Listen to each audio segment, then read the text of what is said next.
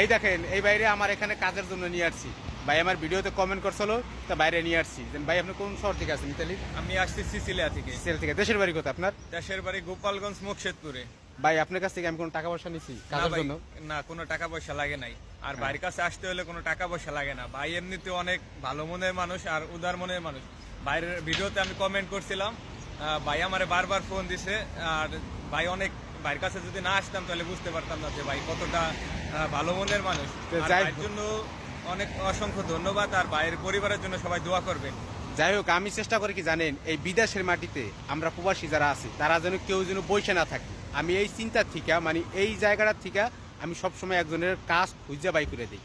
আমি ডাকি, আমার মতো কেউ বলবে কিনা আমি জানি না, আমি সবসময় চেষ্টা করি আমার উচিলে একজন মানুষ 1-1.5 লাখ টাকা বেতন পাবে। বিদেশের মাটিতে এটা কেউ করে না। আমি এই ইতালিতে আছি, এই ইতালিতে অনেকেই এক বাঙালি আর এক বাঙালি দেখলে কথা বলে না ভাই। আপনারা মানবেন কিনা জানি না, একজন আরেকজনে দেখলে কথা বলে না, একটা ভাব নিয়ে থাকে। আমি চাই না যেন এই ভাবটা থাক। যাই হোক, আমার উচিলায় যদি এই ভাই যদি 1-1.5 লাখ টাকা বেতন পায়, তার পরিবার নিয়ে ভালো থাকে ভাই, আমার জন্য খালি দোয়া করবেন। ভাইয়ের জন্য তো মন থেকেই দোয়া করতে। আমার জন্য দোয়া করবেন, এইটি যথেষ্ট। আর আমি কারো কাছ থেকে টাকা পয়সা নেই না, বুঝছেন তো। ভালো থাকেন, সুস্থ থাকেন, আর ভালো লাগলে অবশ্যই বাইরে আইডিয়া ফল দিয়ে পাশে থাকবেন। আল্লাহ হাফেজ।